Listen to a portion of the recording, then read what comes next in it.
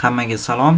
Xo'p, bu videomiz qisqa bo'ladi. Sababi formatingga doir bir muhim narsani aytish esdan chiqibdi.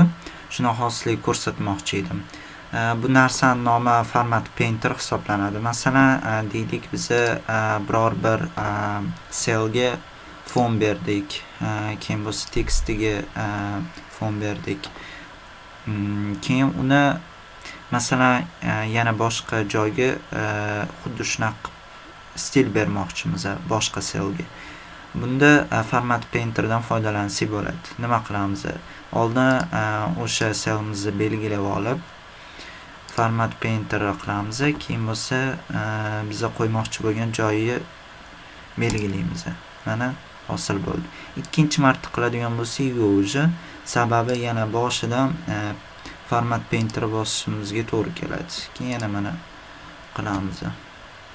Xo'p, keyin yana bitta narsa, masalan, o'zingizlarning ma'lumotinglarni masalan boshqa odamlardan himoya qilish uchun pasport qo'ysanglar bo'ladi. Excelda pasportni qayerdan qo'ysanglar bo'ladi? Faylga kirasizlar. Faylga kirganingizdan keyin protect workbook turibdi. Infoda. Xo'p, bu yerdan encrypt with passport bor. Bu yerda aytayaptiki, if you lost or forgot the passport, it cannot be recovered.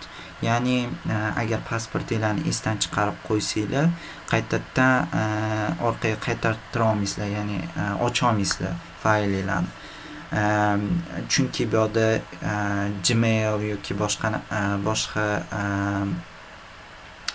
Gmaildanmi shunga o'xshash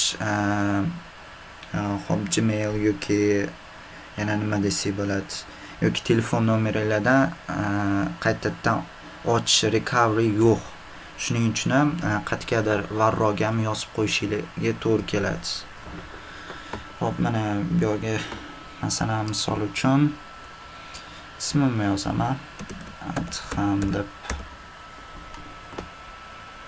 Keyin bo'lsa, okey bosaman. Yana bir marta qaytaraman.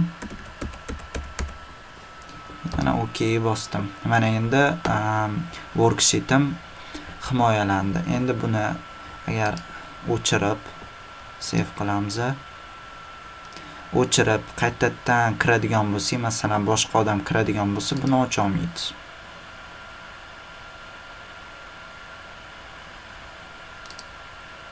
Chunki mana pasport so'raydi. Pasportimizni agar biladigan bo'lsak, kira olamiz. Mana kirdik.